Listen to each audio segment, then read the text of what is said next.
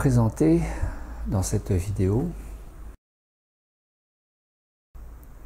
l'intérêt d'être en cohérence et en pertinence avec une certaine façon de penser, de parler et plus largement parlant de s'exprimer au regard de ce que pourrait être la conscience.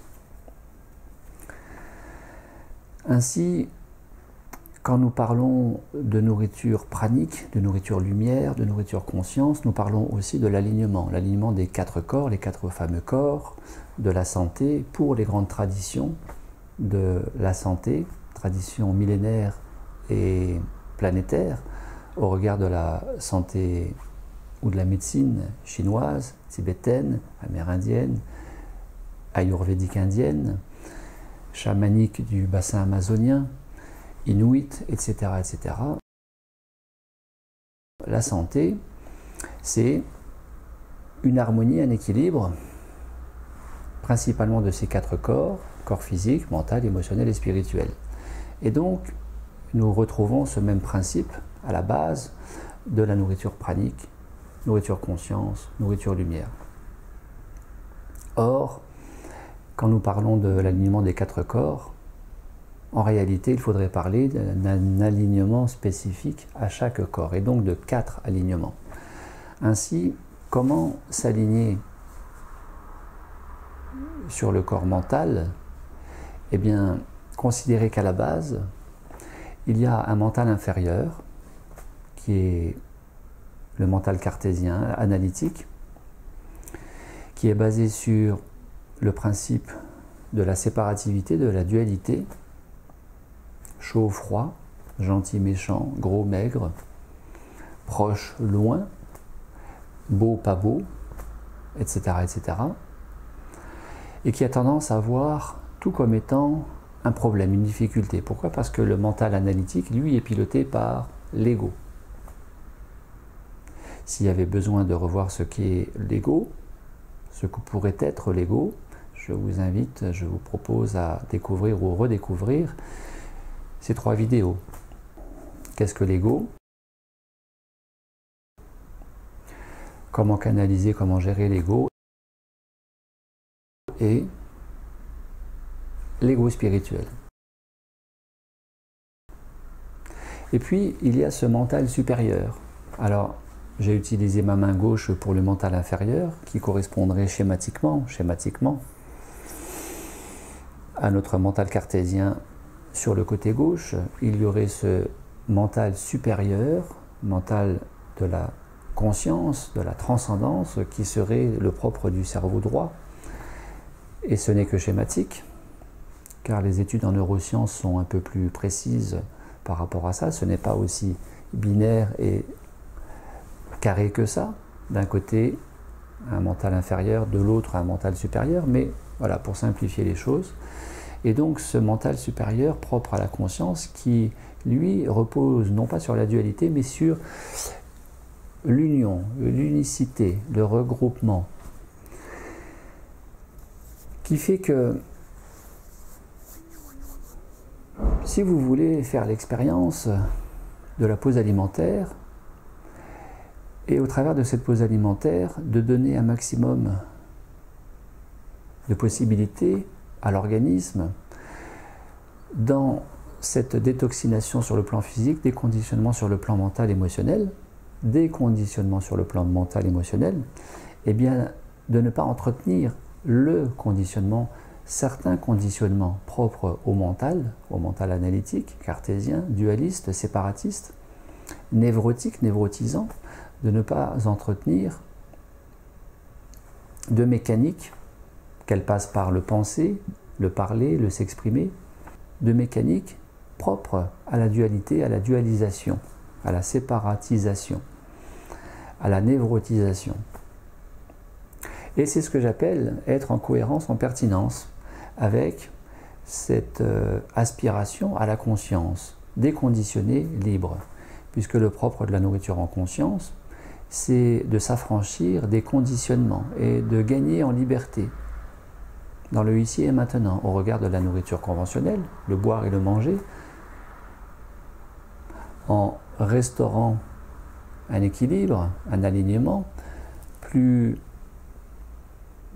invitant, parce que plus sain, à la nourriture conventionnelle, mais aussi au regard de tout ce qui nous relie et qui peut nous nourrir dans notre vie. Et donc pas forcément que la nourriture qui passe par la bouche, mais aussi les relations humaines, mais aussi la relation professionnelle, la relation au sportif, la relation à la famille, la relation à la vie amoureuse, à la vie sexuelle, etc., etc.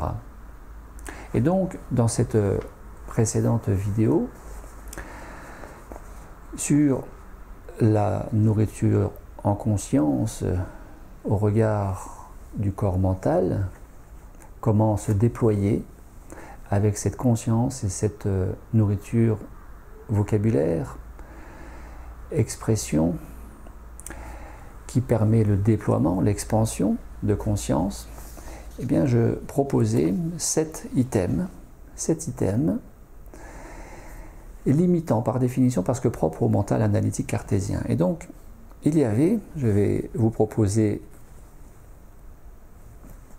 ce qui me paraît être comme étant des réponses pertinentes, des réponses adaptées à plus de déploiement et de conscience, d'expansion, qui permet d'ouvrir l'horizon des possibles et d'aller mobiliser les ressources, car nous avons tous bien plus de ressources, tous et toutes bien plus de ressources que nous pouvons même imaginer. Donc je proposais essayer. Essayer, eh bien, il y a une énergie qui tire vers le bas, une énergie propre à essayer, espérer, douter, hésiter. Donc c'est déjà être en moitié de conviction. Ça manque de conviction, de détermination. Ça manque de puissance d'intention. Alors, plutôt que d'essayer, eh bien, essayer de faire, eh bien, simplement faire. Essayer de marcher, eh bien, marcher. Essayer de faire la vaisselle, eh bien, faire la vaisselle. Essayer de se rendre à tel endroit en voiture, eh bien, vous vous rendez à cet endroit en voiture. Voilà, ne pas laisser, alors ne pas est bien sûr limitant, mais aimer aussi, mais ne pas laisser le mental du doute s'immiscer. Et simplement, au regard de la capacité à se projeter, visualiser ce que vous souhaitez véritablement. Essayez, eh bien, essayez de faire, eh bien, je fais. Espérer, autre item, espérer. Alors, c'est pas plus souhaiter, comme certains me l'avaient proposé, dans ce commentaire que vous retrouverez dans cette première vidéo.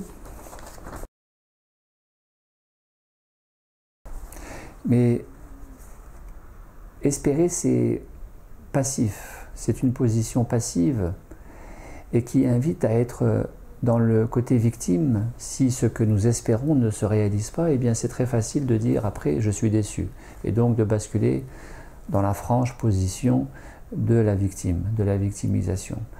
Or, il est question d'être en action, dans une dynamique d'action, au regard de ce que nous souhaitons réaliser, de ce à quoi nous aspirons. Et donc, essayer autant que espérer ne sont pas des mots invitants, ne sont pas des postures invitantes, déployantes, qui mobilisent le plus d'énergie et d'intention. Dans une vision réalisée de ce à quoi nous aspirons.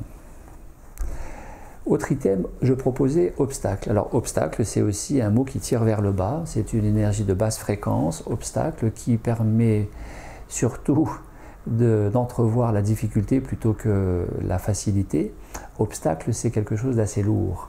Et donc, qu'est-ce qu'il y aurait de plus invitant que le mot obstacle? La même chose, mais vue de façon plus légère et qui permet d'ouvrir des portes plutôt que de laisser fermer et de les laisser bien verrouillées. Eh bien, vous avez la possibilité d'utiliser les mots cap, passerelle, défi, tremplin, étape, etc., etc. Vous voyez, c'est plus invitant.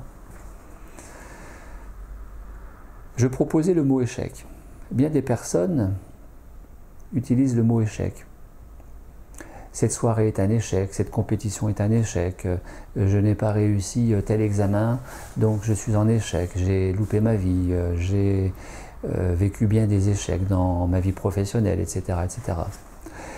Et bien sûr, échec n'invite pas à avancer, à regarder devant, mais plutôt à rester figé et même à tourner le regard vers derrière, le passé, et finalement de nourrir quoi? L'amertume, la mésestime de soi. Eh bien, plutôt que échec, considérez que dans notre vie, tout est expérience. Tout est expérience qui permet d'apprendre, de comprendre, d'évoluer, de se réaliser. Et tout est expérience entre guillemets positive, car il y a toujours quelque chose à comprendre, il y a toujours quelque chose à réaliser, il y a toujours quelque chose à transcender de manière à mobiliser ce fameux potentiel. Et les uns diront, dans la vie il n'y a pas d'échec, il n'y a que des expériences à grandir, d'autres diront, il n'y a que des opportunités à se réaliser. La formule vous appartient. Je n'ai pas vocation à vous donner une réponse définitive, puisque la réponse définitive est surtout celle que vous ressentez comme étant la meilleure pour vous et qui viendrait peut-être plus de vous, davantage de vous, que de ce que je peux vous transmettre aujourd'hui dans cette petite vidéo. Je proposais faire un travail sur soi. Alors combien de personnes, bien des personnes, tout le monde utilise cette formule, faire un travail sur soi. Je trouve que ce n'est pas ce qu'il y a de mieux vibratoirement parlant, car faire un travail, travail vient du latin tripalium, qui veut dire torture. Donc c'est intéressant déjà de voir la vibration et l'énergie du mot travail. C'est laborieux. Et sur soi veut dire que je fais un travail sur moi. Or, le but d'un travail sur soi, que ce soit chez soi, seul, avec livres, CD, vidéos, pratiques spécifiques en développement personnel ou accompagné au travers d'un coaching ou accompagné au travers d'une thérapie par une tierce personne, un professionnel, eh bien le but de faire un travail sur soi, c'est, en tout cas au minimum, de se poser, de se rencontrer, de faire le point, de dépasser certaines difficultés, certains blocages peut-être, et le plus souvent aussi, de se réconcilier en vue de mieux s'aimer. Et donc plutôt que de parler de faire un travail sur soi, je propose volontiers, chacun sa formule encore une fois, faire un bout de chemin avec soi-même. Faire un bout de chemin, cheminer avec soi-même. En tout cas, voyez l'idée, captez, ressentez l'idée et personnalisez à votre niveau avec les mots qui vous conviennent. L'idée, c'est pas d'être maniaque du mot, mais plutôt d'adopter, avant même de parler, de s'exprimer avec tel et tel mot, qu'il soit limitant à gauche ou déployant à droite, mental limitant ou conscience déployante. L'idée est de cultiver une posture avec soi-même, une posture qui est spécifique à ce déploiement, à ces aspirations à se déployer, à s'expanser, à se réaliser, à gagner en liberté, tout simplement. Et donc pour gagner en liberté, de cultiver le déconditionnement, plutôt que toujours ce vocabulaire qui tire vers le bas, qui limite et qui renforce les conditionnements. Je proposais le mot indépendant. Bien des personnes confondent indépendant avec autonome. Il est préférable de parler d'autonome, d'autonomie, plutôt que d'indépendance. Au regard de l'analyse transactionnelle, vous avez cette posture d'être plutôt à être dans son coin et à éviter les autres, qui est le propre de l'indépendance.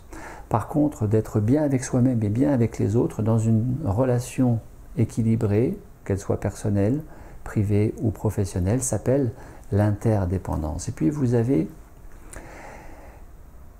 cette personne qui est fondamentalement, foncièrement négative avec elle-même et négative avec tout le reste. On appelle ça la contre-dépendance. Et puis vous avez cette tendance pour certaines personnes à cultiver ce qu'on appelle la dépendance, qui est basée sur le fait que je me trouve pas bien, je me trouve nul, je me trouve limité dans mon potentiel, je n'ai pas accès à mon potentiel, à mes capacités, et je crois davantage à celui des autres, au point de remettre mon pouvoir à celui des autres, et cela va générer une tendance à la dépendance. Dépendance, contre-dépendance, interdépendance, indépendance. L'indépendance est plutôt péjoratif. Donc il vaut mieux parler d'autonomie. Être bien avec soi et être bien sans les autres, quels que soient les autres, c'est le propre de l'autonomie. Je proposais le mot impulsif. Eh bien, spontané. Spontané est plus invitant, et spontané suggère que vous ne réagissez pas à chaud, mais plutôt que vous agissez à froid, quand bien même vous êtes pris de court dans telle et telle situation. Et bien spontanément, vous avez su agir de manière à ne pas vous déstabiliser, vous laisser être déstabilisé ou déstabiliser l'autre. Spontanément, vous avez répondu que, plutôt que impulsivement, vous avez rétorqué, vous avez frappé, vous avez insulté. Spontané plutôt que impulsif. Je proposais le mot concevoir. Eh bien, concevoir vient du concept. Le concept, c'est la théorie. Le propre de la conscience, ce n'est pas la théorie, mais c'est le percept, la perception. Écouter, ressentir. C'est le langage intuitif de la conscience. Concevoir, concept. Percevoir, perception. Coïncidence. Coïncidence, c'est le hasard qui agit. Le propre de la conscience, c'est de percevoir dans ces fameuses coïncidences, en réalité, une mécanique propre à ce que nous générons nous-mêmes et dont nous n'avons pas forcément toujours conscience, qui fait que nous émettons, il y a une résonance et nous attirons les choses. Ainsi se réalisent des synchronicités. Coïncidence versus synchronicité. J'ai proposé 13 items, je proposais tomber sur. Quasi tout le monde utilise la formule tomber sur. Eh bien, tomber sur, c'est un petit peu dans l'idée que ça me tombe dessus, que j'en suis pas l'auteur, que j'en suis parfois la victime, que ça m'est tombé dessus, que j'ai pas eu de chance, etc., etc. Et on retombe vite dans les schémas de la victimisation, de la passivité, du espérer, du essayer. Alors, soyons acteurs, soyons autonomes, soyons dans cette intention, ces aspirations au déploiement de notre potentiel, plutôt que de fixer, focaliser le plus souvent sur qu'est-ce qui va me tomber dessus, les casseroles, ce qui ne va pas. Eh bien, focalisons plutôt sur ce qui va, ce qui pourrait aller, le potentiel, les capacités. Et donc ainsi à mobiliser l'énergie, une vibration qui s'élève et qui ouvre les perspectives de ce qui est possible. Ainsi, tomber sur, je propose pour une personne, rencontrer une personne plutôt que tomber sur une personne. La dernière fois dans la rue, je suis tombé sur Albert. Eh bien, j'ai rencontré, j'ai retrouvé Albert, j'ai revu Albert, et pour un objet, découvrir. J'ai découvert à la bibliothèque tel livre, j'ai découvert au bureau de tabac tel magazine, tel article. Je proposais le mot subir.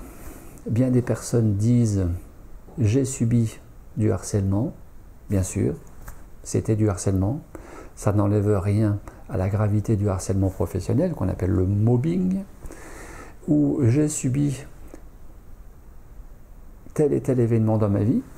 Eh bien, personnellement, je préfère parler davantage de vivre. J'ai vécu du harcèlement.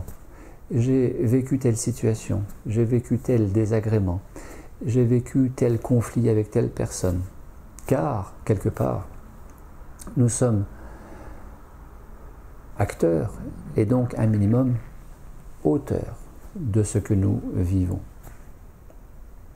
Au regard des principes de loi d'attraction, basé sur deux autres principes de loi d'attraction qui sont l'émanation, ce qui émane de moi. Je vais l'attirer en termes de résonance. C'est le principe phare de la loi d'attraction. Et ainsi, quand nous comprenons ça, nous ne pouvons plus vraiment utiliser le mot subir.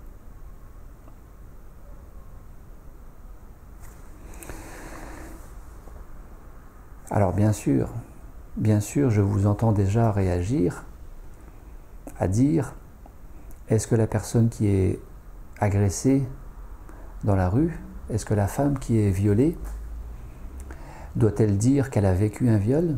Oui, bien sûr, ça devient un petit peu délicat quand on aborde ces sujets-là.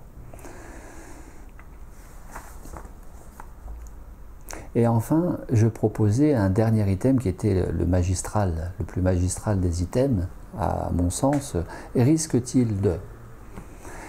Je proposais cet item parce qu'il y a quelque temps, j'ai reçu un mail d'une personne qui me demandait s'il y avait encore de la place pour tel stage de pause alimentaire. En ces termes, risquerait-il d'y avoir encore de la place pour participer à ce stage? Je trouvais cette formulation très particulière. Risquerait-il? Eh bien, oui, madame, il risque d'y avoir encore de la place et vous risqueriez bien d'être là, malgré, en dépit de votre volonté, de ne pas y être.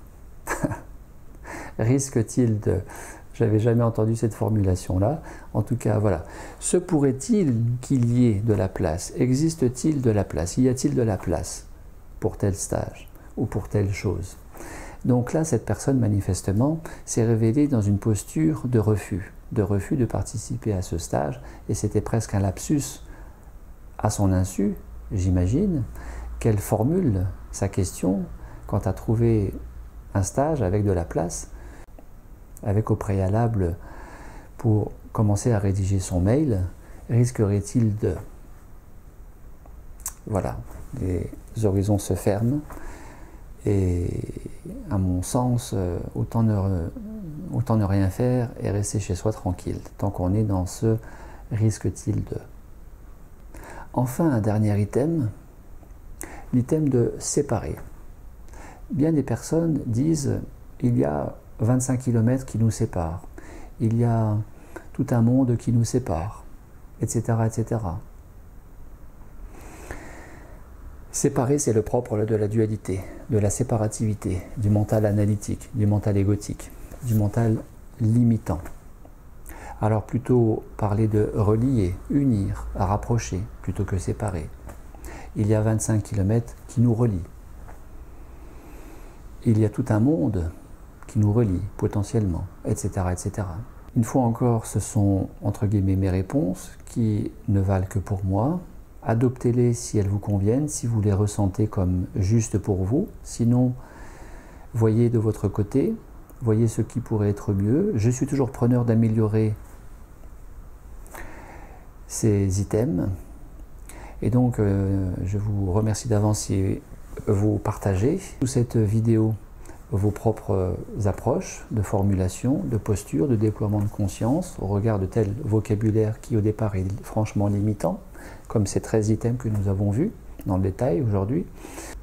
Cela me fait penser à Yasmine qui a fait un processus de pause alimentaire nourriture conscience de 21 jours en septembre 2017 et qui m'avait fait la remarque très pertinente, qu'elle avait testé, en résonance avec elle-même à l'intérieur, dans ses cellules, de répéter une phrase, par exemple, je vis dans ma vie professionnelle une série d'échecs depuis 5 ans, par exemple, voilà.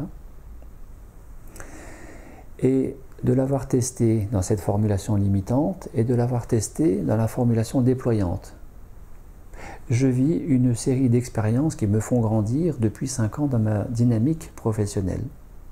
Échec versus expérience. Et d'avoir ressenti en elle que énergétiquement, les circuits se fermaient, se verrouillaient dans la formulation limitante et ainsi sentait que l'énergie lui était défavorable parce que était tirée vers le bas. basse fréquence vibratoire. Les horizons qui se ferment, et de se sentir finalement de moins en moins bien, parce que ça enclenche aussi certaines émotions. C'est ça aussi qu'il faut comprendre avec ce vocabulaire qui entraîne, déclenche certaines émotions désagréables, et qui fait qu'au final, vous vous sentez de moins en moins bien. Inversement, avec ce vocabulaire plutôt à droite du déploiement de la conscience, vous allez favoriser une meilleure circulation énergétique dans tout l'organisme, vous allez favoriser des émotions et des sentiments plutôt liés à la perspective, à l'engouement, à l'enthousiasme, à la joie, à l'amour, et ainsi vous sentir de mieux en mieux, ce qui est franchement autre chose. Voilà, merci à vous. Et une fois encore, ne retenez pas ces propositions de formulation déployante comme étant les seules possibles. Ne les adoptez que si elles vous conviennent, si vous les ressentez comme justes pour vous. Et je vous dis à très bientôt. Au revoir.